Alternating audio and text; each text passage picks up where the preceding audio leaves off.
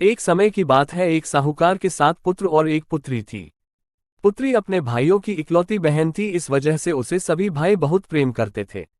एक बार कार्तिक मास के कृष्ण पक्ष की चतुर्थी तिथि को साहूकार की पत्नी समेत उसकी 7 बहुओं और पुत्री ने भी करवा चौथ का व्रत रखा। रात्रि के समय जब साहूकार के सभी लड़के भोजन करने बैठे तो उन्होंने अपनी बहन से भी भोजन का आग्रह किया। इस बात पर बहन ने कहा कि भैया, आज करवा चौथ का व्रत उसने भी रखा है और चंद्रमा के दर्शन के पश्चात ही कुछ खा सकती है। चांद के निकलने पर उसे अर्घ्य देकर ही वो अन्न और जल ग्रहण कर सकती है। साहूकार के बेटे अपनी बहन से बहुत प्रेम करते थे और उन्हें अपनी बहन का भूख से व्याकुल चेहरा देख बेहद दुख हुआ। अपनी बहन का ये हाल देखकर उन्हें ऐसा विचार आया कि यदि चंद्रमा जल्दी ही निकल आए तो उनकी बहन व्रत का पारण कर सकती है।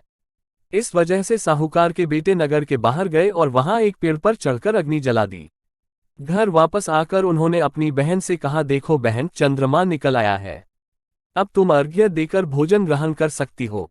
साहूकार की बेटी ने अपनी भाभीियों से भी चंद्रमा के दर्शन, चंद्रमा से प्रार्थना कैसे करें करके व्रत खोलने को कहा, लेकिन उनकी भाभीियों ने इस बात से मना कर दिया और बताया कि अभी चांद नहीं निकला है, बल्कि उनके भाइयों ने प्रेमवश और बहन को भूख से व्याकुल देखकर ही नकली चांद दिखा दिया है।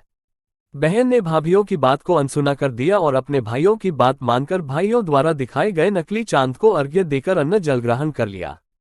इस प्रकार बहन का करवा चौथ का व्रत भंग होने की वजह से भगवान श्री गणेश साहूकार की बेटी पर अप्रसन्न हो गए।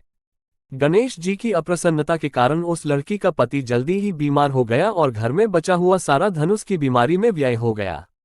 साहूकार की बेटी को जब अपने किए हुए दोषों का पता लगा तो उसे बहुत पश्चाताप हुआ। उसने गणेश जी से क्षमा प्रार्थना की और फिर से विधि पूर्वक चतुर्थी का व्रत शुरू कर दिया। उसने विधि से पूजन करके चंद्रमा को अर्घ्य देकर अपना उपवास पूरा किया और वहां उपस्थित सभी लोगों का आशीर्वाद ग्रहण किया। साहूकार की निश्चल भक्ति और श्रद्धा को देखकर भगवान गणेश जी उस पर प्रसन्न हो गए और उसके पति को जीवन दान दिया।